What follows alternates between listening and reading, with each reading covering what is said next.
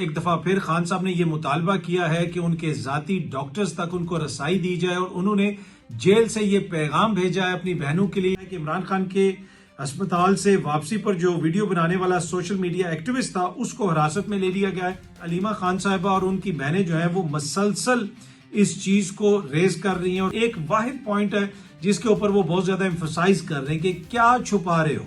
हुक्मरान तबके की अयाशियां देखें कि मिनिस्टर साहब के घर के ऊपर लगेगा कितना, 1.25 करोड़ रुपया तकरीबन, और इन दो जो सेनेटर साहिबान हैं इनके दफातर पे, चैम्बर्स पे 50 लाख रुपया लगाया जा रहा है। क्या ये जस्टिफाइबल है? अस्सलाम वालेकुम, उम्मीद है कि आप सब लोग खैरियत से होंगे। गुज़िश्ता रोज एक दफा फिर खान साहब ने यह मुतालबा किया है कि उनके जाती डॉक्टर्स तक उनको रसाई दी जाए और उन्होंने जेल से ये पैगाम भेजा है अपनी बहनों के लिए कि आप पटिशंस दायर करें, इस मामले को रेज करें और हुकूमत पे दबाव डालें कि हुकूमत इमरान खान साहब को उनके जाती डॉक्टर्स तक रसाई दे। आपको पता है कि कल मुलाकात का दिन था। खान साहब की बहनों की मुलाकात तो नहीं हो सकी, अलबत्ता बुशरा बीबी के खानदान की उनसे मुलाकात हुई। उस मुलाकात के बाद उनके जो फैमिली मेंबर्स हैं उन्होंने बाहर आके कुछ इंफॉर्मेशन शेयर की और बुशरा बीबी की बहन मरियम रियाज वटू साहिबा ने बाकायदा तौर पर इसको ट्वीट भी किया। ये सामने आप ट्वीट देख सकते हैं। दूसरा इंजेक्शन लगने के बाद जब खान साहब की मुलाकात बुशरा बीबी से हुई तो खान साहब ने उनको बताया कि अभी तक मेरी आंख जो है वो सूजी भी है, इसमें कितनी बेहतरी आई है या कितनी बेहतरी नहीं आई वो इतनी जल्दी फैसला नहीं किया जा सकता क्योंकि अभी दूसरा इंजेक्शन लगा है। और at the same time Khan साहब ने इस चीज के ऊपर भी तहफुजात का इजहार किया कि उनको उनके डॉक्टर्स तक क्यों रसाई नहीं दी जा रही और इस चीज का उन्होंने मुतालबा किया और अपनी फैमिली को, अपने लॉयर्स को ये मैसेज भेजा कि इस मामले को आप उठाएं, इस मामले को आप अदालत में लेके जाएं और उनके जो जाती डॉक्टर हैं उन तक उनको रसाई दी जाए। अच्छा, यही मुतालबा खान साहब की फैमिली भी कर रही है। समझ से बाला तर रहा है कि हुकूमत क्यों खान साहब को उनके जाती डॉक्टर्स तक रसाई नहीं दे रही। अगर मामला इतना सादा है तो क्यों इसको इतना पेचीदा बनाया जा रहा है। गुज़िश्ता रोज भी बल्कि गुज़िश्ता रात को अलीमा खान साहिबा ने मीडिया से बात करते हुए कहा कि इमरान खान साहब का जब ये सारा इलाज का मामला चल रहा था तो हुकूमत की जानिब से पाकिस्तान तहरीक इंसाफ की क़यादत को ये गारंटी दी गई कि भाई आप हमारे साथ ताउन करें तो इमरान खान साहब का इलाज शिफा इंटरनेशनल अस्पताल से कराया जाएगा। लेकिन फिर उनका इलाज वहां से नहीं करवाया गया, दोबारा उनको पिम्स ले जाया गया। इस हवाले से जो अलीमा खानम साहिबा हैं उन्होंने मीडिया से गुफ्तगू करते हुए अपने तहफुजात का इजहार भी किया और जोर दिया हुकूमत के ऊपर कि हुकूमत खान साहब को शिफा इंटरनेशनल अस्पताल में शिफ्ट करे, वहां पे उनके टेस्ट करवाए जाएं, उनके ब्लड का टेस्ट करवाया जाए। और जिस तरीके से ये सारा मामला चल रहा है उसमें शफाफियत नहीं है, इस वजह से उन्होंने एक दफा फिर इसके ऊपर तहफुजात का इजहार किया। अच्छा, गुज़िश्ता रोज खान साहब की बहनें खान साहब को जब मिलने गई हुई थी अडयाला जेल, वहां पे एक नाखुशगवार वाकया पेश आया। एक नाला वहां पे बन रहा है जहां पे कंस्ट्रक्शन हो रही है, उसमें इमरान खान साहब की बहन नौरीन नियाजी साहिबा गिर गई, उनको भी चोट लगी। लेकिन उनके साथ पाकिस्तान तहरीक इंसाफ की एक वर्कर जो है सदफ अब्बासी साहिबा थी जिन्होंने नौरीन साहिबा का हाथ पकड़ा हुआ था और मेरे ख्याल में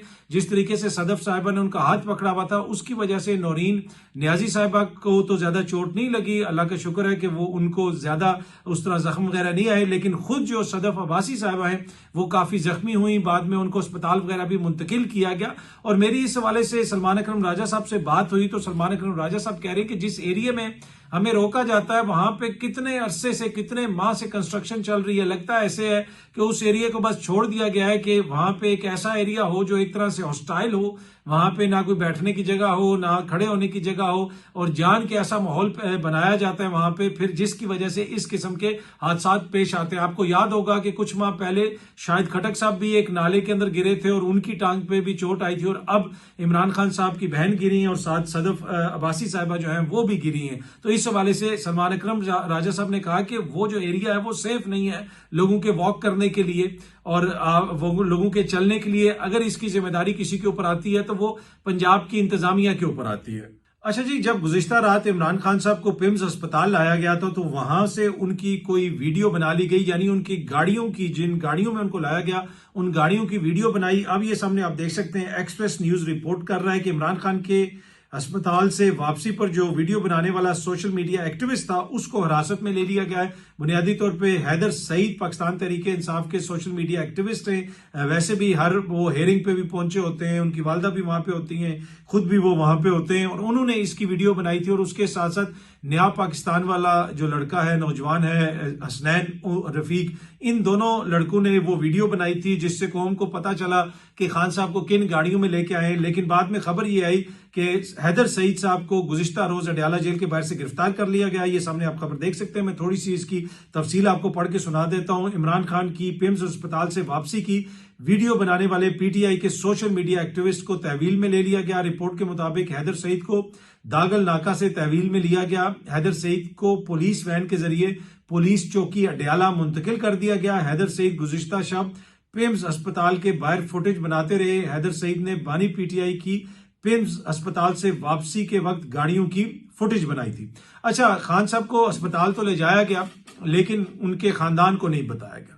अब इस हवाले से अलीमा खान साहिबा और उनकी बहनें जो है वो मसलसल इस चीज को रेज कर रही हैं और मसलसल इस चीज को, और एक वाहिद पॉइंट है जिसके ऊपर वो बहुत ज्यादा एम्फोसाइज कर रहे हैं कि क्या छुपा रहे हो, क्या है वहां पे छुपाने के लिए, what is there to hide, आप क्या छुपाना चाहते हैं, क्यों छुपा रहे हैं, क्या छुपा रहे हैं, क्यों नहीं खानदान के डॉक्टर को जाने दिया जा रहा, क्यों नहीं फैमिली मेंबर्स को जाने दिया जा रहा। और कल भी उन्होंने एक लंबी ट्वीट भी की हुई थी अलीमा खान साहिबा ने, और उसमें उन्होंने कहा था कि हमारी जो डिमांड है रिमेन्स क्लियर एंड अनचेंज्ड। हमारा एक ही मुतालबा है और हमारी जो भी डिमांड्स हैं, जो भी मुतालबे हैं वो बिल्कुल वही हैं, वाज़ेह हैं और उनमें किसी किस्म की कोई तब्दीली नहीं आई कि Imran Khan must be immediately examined and treated at Shifa International Hospital, Islamabad, under the supervision of his personal doctors and in the presence of his family members. उनका ये सिर्फ हमारा मुतालबा है कि इमरान खान का इलाज शफा इंटरनेशनल अस्पताल में हो,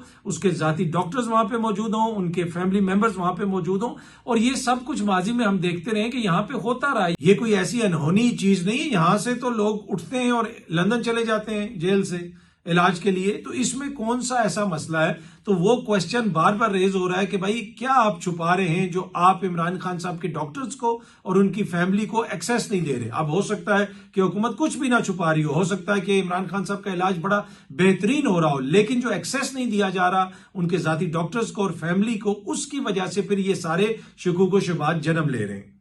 वैसे इमरान खान साहब की जो बहन है डॉक्टर अजमा खान साहिबा, उन्होंने जो साबिक सुप्रिटेंडेंट जेल हैं अडयाला जेल के अब्दुल गफूर अंजम साहब, उनके खिलाफ मुकदमा दर्ज करवाने के लिए दरखास्त दे दी है और ये रावलपिंडी के एक थाने में दरखास्त दी गई है जिसमें साबिक जो सुप्रिटेंडेंट जेल हैं उनके ऊपर इल्जाम लगाया गया है कि उन्होंने इमरान खान साहब के इंसानी हकूक की खिलाफ वर्जी की है और इमरान खान साहब का बर वक्त इलाज नहीं करवाया। अब देखते हैं कि इसके ऊपर कोई मुकदमा दर्ज होता है या नहीं दर्ज होता। दूसरी जानिब पाकिस्तान पीपल्स पार्टी के हम शख्सियात को देख रहे हैं कि उन्होंने अचानक पीटीआई के ऊपर और इमरान खान साहब के ऊपर काफी ज्यादा तनकीद शुरू कर दी। कल भी मेरी सलमान अकरम राजा साहब से बात हुई और मैंने उनसे पूछा कि जरदारी साहब के जो बयानात हैं उसके ऊपर आपका क्या रद्द अमल है। उन्होंने कहा जी इंतहाई अफसोसनाक है कि एक ऐसे वक्त में जब उनकी फैमिली परेशान है, खान साहब की सेहत ठीक नहीं है और जिस किस्म की जुबान इस्तेमाल की जा रही है पाकिस्तान पीपल्स पार्टी के कायदीन की जानिब से, उनकी जमात की जानिब से, और जिस किस्म के बयानात जरदारी साहब ने दिए हैं वो मुनासिब नहीं है सदर पाकिस्तान के ओहदे के लिए। उनको ऐसी लैंग्वेज इस्तेमाल नहीं करनी चाहिए।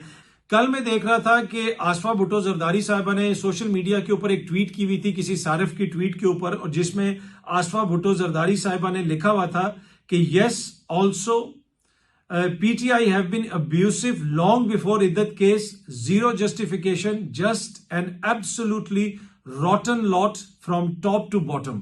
अगेन बड़े सख्त अल्फाज का इस्तेमाल किया। उन्होंने कहा कि जी पीटीआई इद्दत केस से पहले भी उनकी जुबान बड़ी घटिया होती थी, ऊपर से लेके नीचे तक जो है ये रॉटन हो चुके हैं, बड़े गंदे लोग हैं, बड़े अजीब लोग हैं, एब्सोल्युटली रॉटन। मतलब कि रॉटन होता है कि जिस तरह जब कोई गोश्त पड़ा हो, खाना पड़ा हो, खराब हो जाता है, बदबूदार हो जाता है, बिल्कुल रॉटन हो जाता है। वो ये कह रही है कि पीटीआई के लोग बड़े रॉटन हैं और अब्यूसिव हैं। सो आई डोंट नो अचानक बख्तावर भुट्टो जरदारी साहिबा ने भी क्यों पीटीआई के खिलाफ एक महाज खोल लिया है सोशल मीडिया के ऊपर। आम तौर पर तो वो उस तरह सियासत में हिस्सा नहीं लेती, उनकी बहन सियासत के अंदर है आसफा भुट्टो जरदारी साहिबा, और वो पार्लियामेंट की रुकन भी है और वो माशाल्लाह सिंध से बिला मुकाबला जीत के आई हैं। यानी पूरे सिंध के अंदर किसी मां ने कोई ऐसा बच्चा, कोई ऐसी बच्ची पैदा नहीं की जो उनके मुकाबले में इलेक्शन लड़ सकती है, और वो बिला मुकाबला वहां से जीत के आई हैं। लेकिन ये जो रॉटन लॉट है पीटीआई की, उसके हवाले से आजकल आसफा भुट्टो जरदारी साहिबा काफी वोकल है, और पिछले दिनों उन्होंने जो बुशरा बीबी और इद्दत केस के हवाले से जो कुछ ट्वीट किया था उसके ऊपर काफी ज्यादा क्रिटिसिज्म हुआ। बाद में उन्होंने उस ट्वीट को डिलीट कर दिया और आज फिर उन्होंने इद्दत के केस का जिक्र किया है जिसमें उन्होंने लिखा है yes and also PTI have been abusive long before इद्दत केस। वो ये कह रहे हैं कि इद्दत केस से कोई फर्क नहीं पड़ता, इससे पहले ही इनकी इसी किस्म की हरकतें हैं। लेकिन ये जो इद्दत वाला घटिया केस है, इसके ऊपर उनका क्या मौकिफ है, इसके ऊपर पीपल्स पार्टी का क्या मौकिफ है, मुझे वो क्लैरिटी नहीं है। यकीनन वो जिस तरह ट्वीट्स वगैरह कर रही हैं, वो खुद ही इसके ऊपर कोई ना कोई क्लैरिटी दे देंगी। बाकी मैंने आपको बताया कि जिस किस्म की कंपेन या जिस किस्म की गुफ्तगू की गई जहाजों के हवाले से और मरियम बीबी को जिस तरीके से टारगेट किया गया, कल भी मैंने उसकी मजम्मत की थी, मैंने उस हवाले से ट्वीट भी किया, क्योंकि असल इशू ये है कि जैसे वहां पे अवामी पैसा खर्च किया जा रहा है, ऐसी घटिया बातें करके तो आप असली बहस से चीजों को हटा रहे हैं, बहस को इधर लेके जा रहे हैं, उधर लेके जा रहे हैं। क्वेश्चन तो ये है कि भाई ये पैसा कहां से आ रहा है, क्यों आप ऐसे पैसे खर्च कर रहे हैं? क्या यहाँ पे कोई बादशाह है कि जब दिल करेगा तो इतने अरब का जहाज खरीद लेंगे, इतने करोड़ पे इश्तिहारों पे लगा देंगे? असल चीज तो वो है जो हुकूमत की स्पेंडिंग है, जो पब्लिक स्पेंडिंग है, उसके ऊपर तनकीद होनी चाहिए, उसके ऊपर क्वेश्चन होना चाहिए। जुमानी किस्म की ट्वीट्स करना, जुमानी किस्म के जुमले बोलना, ये तो मेरे ख्याल में इंतहाई नामुनासिब है और इसकी जितनी भी मजम्मत की जाए वो कम है। अच्छा, ये सामने आप देख सकते हैं सीडीए का एक इश्तिहार है। सीडीए ने बुनियादी तौर पे इश्तिहार दिया हुआ है कि मिनिस्टर इनक्लेव में एक बंगला है। जी हाँ जी, मिनिस्टर इनक्लेव में एक बंगला है। और बंगला किसका है? बंगला है जी मिनिस्टर साहब का। और मिनिस्टर कौन से हैं? पाकिस्तान से गुर्बत के खात्मे के लिए जो मिनिस्ट्री कायम की गई है, यानी जिस मिनिस्ट्री का ये काम है कि पाकिस्तान से गुर्बत का खात्मा किया जाए, ministry of poverty alleviation and social safety. ये जो मिनिस्टर साहब है, इनका बंगला मिनिस्टर इनक्लेव में है और इसकी रेनोवेशन करनी है।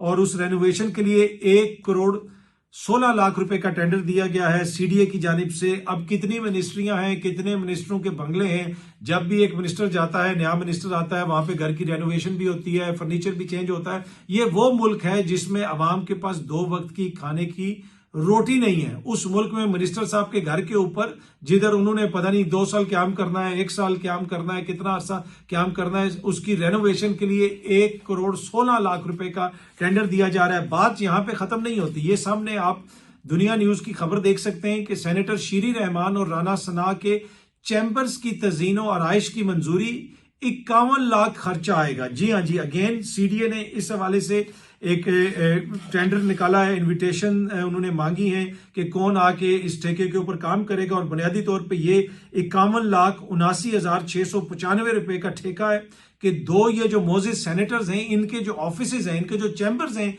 सेनेट के अंदर, उसकी रेनोवेशन होनी है, तजीनो आराइश होनी है।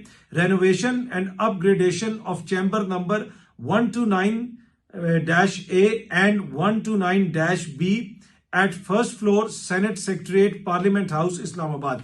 तो दुनिया न्यूज ये बता रही है कि ये जो 2 चैम्बर्स हैं, एक राना सनाउल्लाह साहब का है, एक शीरीन रहमान साहिबा का है, एक का ताल्लुक नून लीग से है, एक मोजिस सेनेटर का ताल्लुक पीपल्स पार्टी से है। और इनके चैम्बर्स को खूबसूरत बनाने के लिए 50 लाख रुपए से ज्यादा पाकिस्तान की आवाम का टैक्स का जो पैसा है वो खर्च किया जाएगा। मिनिस्टर साहब के घर के ऊपर तकरीबन 1.25 करोड़ रुपया खर्च किया जाएगा। और ये कोई एक बात नहीं, कितने चैम्बर्स हैं वहां पे, कितने मिनिस्टर्स हैं, कितनी मिनिस्टर्स के बंगले हैं, कितने सूबे हैं, उनमें कितने मिनिस्टर हैं, कितने मशीर हैं, कितने वजीर हैं, इनके ऊपर सारा पैसा खर्च होता है पाकिस्तान की आवाम का। और ये वो मुल्क है जहां पे हम कहते हैं जी हम बजट भी सरप्लस नहीं बना सकते, हमें तो हर साल बजट के लिए डेफिसिट का सामना होता है। हम पैसे लेते हैं आईएमएफ से, फिर हमारा बजट जाके कहीं पे कोई बैलेंस होता है, आईएमएफ से पेमेंट आती है तो हमारे मामलात चलते हैं। लेकिन हुक्मरान तबके की अयाशियां देखें कि मिनिस्टर साहब के घर के ऊपर लगेगा कितना, 1.25 करोड़ रुपया तकरीबन।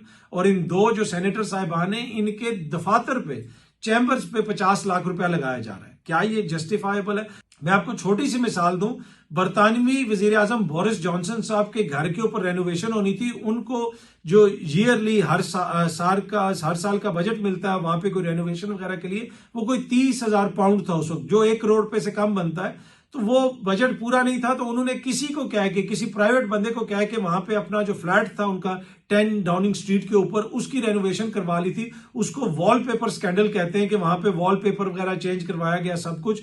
उसके ऊपर इतना बड़ा वहां पे स्कैंडल बन गया था कि भाई आपने बाहर से बंदे से कैसे वहां पे पैसा लगवाया, वजीर आजम को तो इजाजत ही नहीं है, जो फंड है उसी के अंदर आप रहें। और यहाँ पे हमारे जो मिनिस्टर साहिबान है, वो एक जाता है तो सारा फर्नीचर फेंक दिया जाता है, उसके बाद नया फर्नीचर आता है। और ये आज से नहीं है, ये यहाँ पे 70-80 साल से चल रहा है, ऐसा ही हो रहा है। और जो भी हुकूमत आती है हर दौर के अंदर ऐसा ही होता है। और यही वजह है कि आज हम इस नहज पे पहुंचे हुए हैं। जो मैं आपको कहता हूं कि ये जो बड़े बड़े प्रोटोकॉल हैं, ये जो फर्नीचर हैं, ये जो तजीनो आराइश है, इन सब के अंदर पैसे के साथ साथ आपके बच्चों का, पाकिस्तानियों के बच्चों का खून ईंधन के तौर पर इस्तेमाल होता है। ये हड्डियों से खून निचोड़ना इसको कहते हैं। ये निजाम ऐसे पाकिस्तान की अवाम की हड्डियों से खून निचोड़ा है। जो ख्वाजा साहब ने खड़े होकर कहा था ना कौमी असेंबली के अंदर, वो तो उन्होंने किसी कॉन्टेक्स्ट में बात की थी, लेकिन ख्वाजा साहब समेत सारी ये जो हुक्मरान अशराफिया है, जिसमें सारी सियासी जमातें, में किसी एक की बात नहीं कर रहा, ये सब उस निजाम का हिस्सा है जो इस अवाम की हड्डियों से खून चूस रहे हैं और अपने लिए मराद बढ़ा रहे हैं। और अवाम को कितनी मराद मिल रही है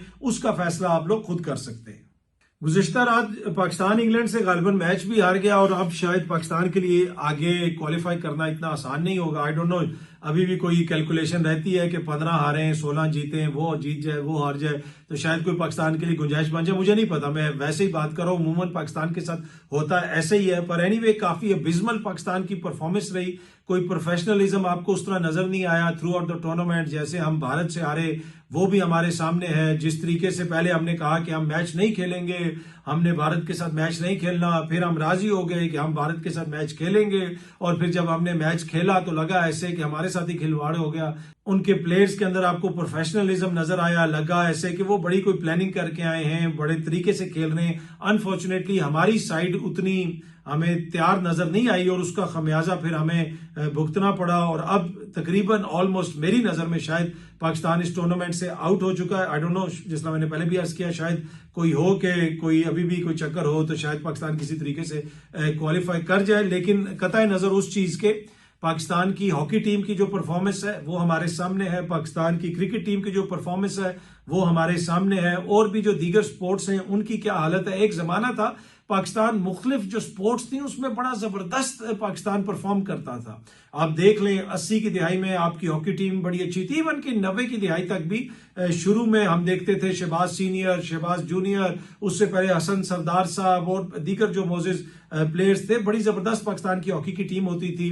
पाकिस्तान की क्रिकेट की टीम, हमें ये होता था कि जी टीम अगर 100 रन पे भी आउट हो जाएगी हमारे बॉलर्स उनको मुखालफिन को आउट कर लेंगे। इसी तरीके से स्कॉश में हमारे पास जहांगीर खान था, जानशेर खान था, उससे पहले दीगर लेजेंड्स थे। लेकिन लगता ऐसे है कि वक्त के साथ साथ हमने वो जो सारा टैलेंट है वो पैदा करना खत्म कर दिए। यकीन कीजिए कि टैलेंट अभी भी है, लेकिन वक्त के साथ साथ चीजों को बदलना होता है।